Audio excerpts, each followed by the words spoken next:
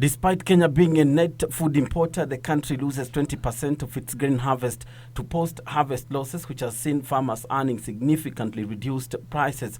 Grain farmers have been urged to embrace effective storage and post-harvest handling of grains to reduce the losses and also ensure minimum cereals contaminations.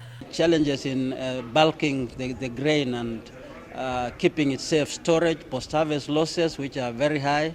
At the moment, it's 25 to 35%.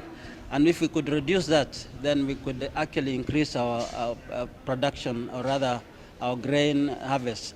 Agriculture CAS Andrew Tuimur says poor storage of the grains reduces the produce quality that cannot compete with the region's produce.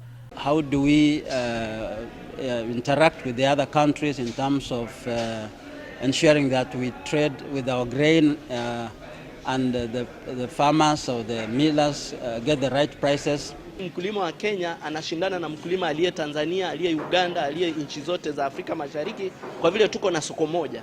Kwa hivyo tunahimiza wakulima waweze kuanza kufanya kazi ya ukulima wakitumia